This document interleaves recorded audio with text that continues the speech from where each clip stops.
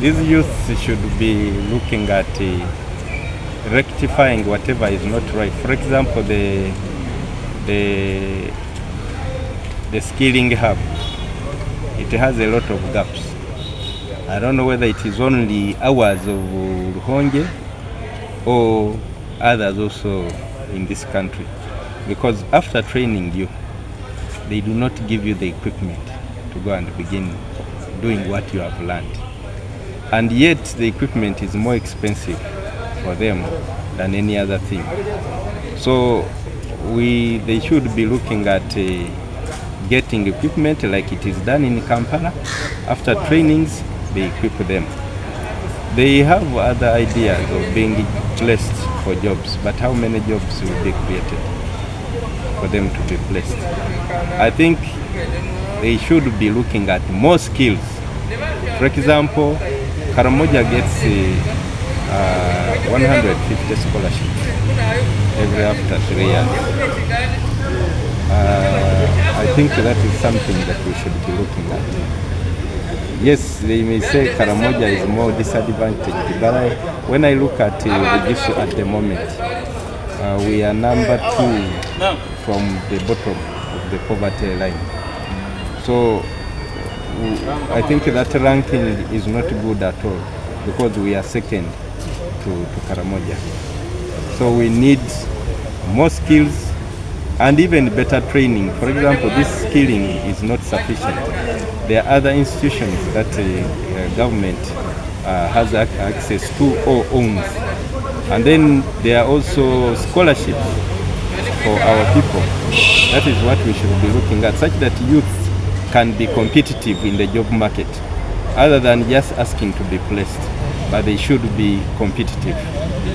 Now, we should be looking at equipment for processing coffee, for example. So the youth have fronted a cooperative. We already have a cooperative with this, but then it is probably not helping the youth that they think.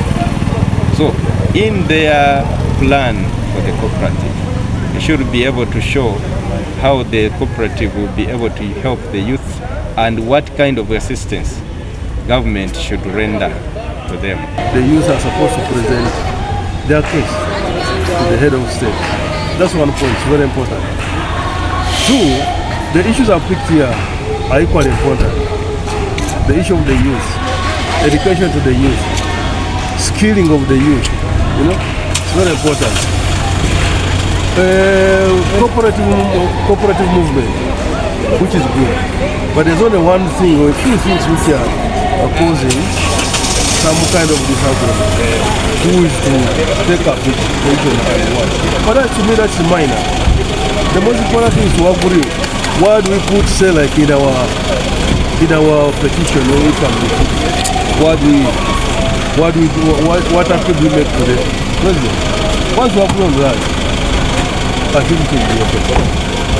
And I pray that this time around, the president is able to act on the petition that we are making. Wow, so when you put ahead like 5 million, 5 million will not help you much. It will not. Well, those who could be good managers or financial managers may benefit in one way or another. But 5 million is very little money. Let's push forward something which is going to help the entire youth. For instance, the youth who are saying they want to push money, that's going to them as individual. But we should focus at something which is going to help the entire society, the entire region of youth. That kind of thing. If they can come up and say, now look here, we would want short-time skilling. University will take you 3 years. But there are those who have gone beyond the years, maybe which go to university and are no longer interested. But we can have short skilling centers of maybe 1 month, 2 months. Somebody goes for a short skilling course and he comes up and then he starts what to do, And for instance, I've seen in Kampala, this is skilling for the youth. They train them for a month, 2 months. At the end of the day, they give them startup kits, A girl who has done maybe tailoring ends up going with a sewing machine. So these are the things we should look at.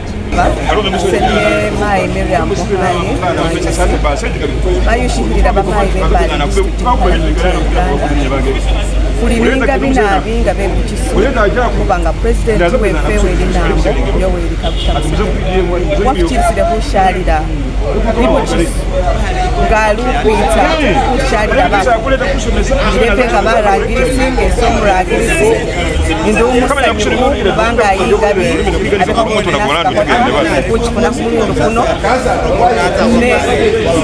ingabi nga yitsi nga wakuturambisa bulayi ngaho shesi kufuna mota ingabi yiyitire president ali kukana aho meeting ninga kuba liko mutwera kuli nikuba omundu mutwera kuli nikukirisana bindu shina lyesi bitaka president nga mumonesha president ibu Masaba twera shikiride kwata kufuna mu government banga kusalanira nabi buli mundu alolelera kishewe wala kuna kishindu shiyeta mukisuta atenga kulinyikisha kusinga siyafectinga ababantu naddala bakoboka ne spirit ya Bugisu Youth Symposium niye butwera nekuba nikukolotwera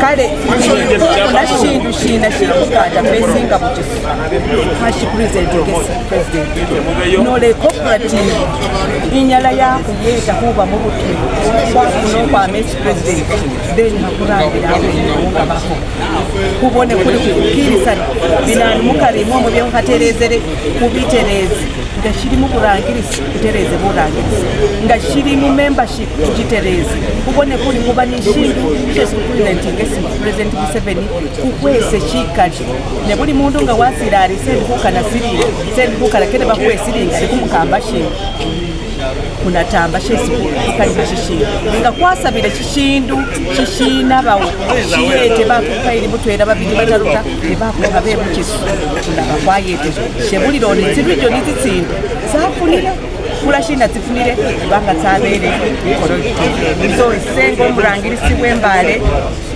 symposium yiyi mukwa nani hani concept nabibere monabi shitirirwa shaba kukurera atweranga bebukisu kubone kusaba president aho yetariye ne ndubisa babandu bose kubwo mundu mutwera ngayiroleleli na 2 September kukanike likolotwera kukasalalira ta nabikoterere bamusa nokuleta buli omu ku board buli muntu balina okumuleta mu mbeera gyafaananamu batwala obukulembeze n'abo batali ku bukulembeze naye batunuulire kiki ekigenda okuddako mu maaso kuba twagala ekintu ekigenda okubeerawo yadde bano bavuudewo abalala abasigaddewo basigale nga bakola ki nga batambuza ekintu sustainability kyekikulu batunuulire sustainability yaki ey'epuroguramu gye bagenda okuteekawo ekya miliyoni 5 zisuubira nti bandibadde bakyogerako because ebiringa mystical naye basuubiza baafunako baafuna abaasigala tebaafuna so bandibadde batunuulira kati ki ekigenda okuyamba abayuthi abalala bano bonna